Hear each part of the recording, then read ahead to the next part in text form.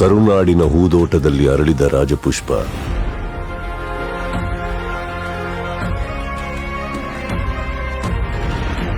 ಅಪ್ಪು 1975ರಲ್ಲಿ ರಾಜನ ಮಗನಾಗಿ ಹುಟ್ಟಿದ್ರು.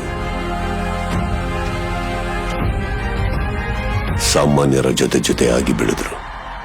ಪುಟ್ಟ ವಯಸ್ಸಲ್ಲೇ ಬೆಟ್ಟದ ಹೂವಾಗಿ ರಾಷ್ಟ್ರ ಪ್ರಶಸ್ತಿ ಕೂಡ ಪಡ್ಕೊಂಡ್ರು. ಅಪ್ಪನ ತೇಜಸ್ಸನ್ನ ಅಭಿನಯದಲ್ಲಿ ತಂದರು. ಅಪ್ಪನ ವರ್ಚಸ್ಸನ್ನ ಅವರ ನಗುವಿನಲ್ಲಿ ತುಂಬಿಕೊಂಡ್ರು. ಅಪ್ಪು ಅವ್ರು ಬಂದಿದ್ದಾರೆ. ಯಾರೋ ಅಪ್ಪು? ಅಶ್ವಿನಿ ಅನ್ನೋ ಅನುಬಂಧದ ಜೊತೆ ಅಜರಾಮರಾದರು. ಅವರು ಮುಟ್ಟಿದ್ದೆಲ್ಲ ಹಿಟ್ಸ್, ಕೊಟ್ಟಿದ್ದೆಲ್ಲ ಬ್ಲಾಕ್ ಬಸ್ಟರ್ಸ್.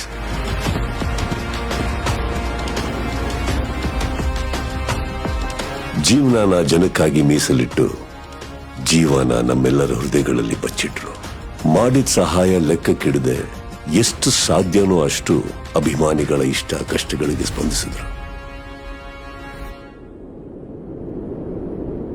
ವಿಧಿ ಅನ್ನೋ ಆಟ ಒಂದು ದಿನ ಅಪ್ಪು ಅನ್ನೋ ಬೆಳಕನ್ನ ನಮ್ಮಿಂದ ದೂರ ಮಾಡ್ತು.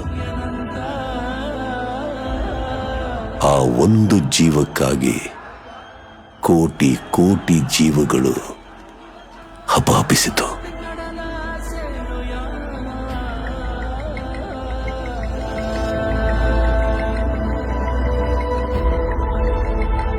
ಅಲೆಯೂ ಕರೆಯ ಬಂದಿದೆ,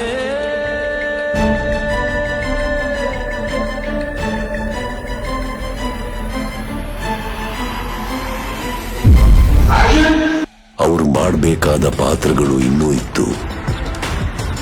ಅವರು ಹೇಳಬೇಕಾದ ಕಥೆಗಳು ಕೋಟಿ ಇತ್ತು.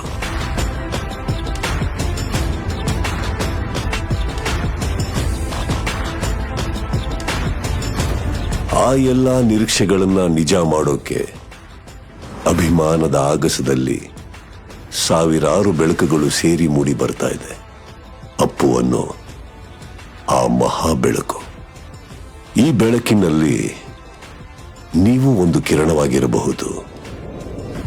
ಆ ಕಥೆಗಳಲ್ಲಿ ನಿಮ್ಮದು ಒಂದು ಕಥೆ ಇರಬಹುದು. ಕರ್ನಾಟಕದ ಕೋಟ್ಯಾಂತರ ಹೃದಯಗಳಲ್ಲಿ ಅನುಕ್ಷಣ ಇರೋ ಸ್ಪಂದನೆ ಅಂದ್ರೆ ಅದು ನಮ್ಮ ಅಪ್ಪು.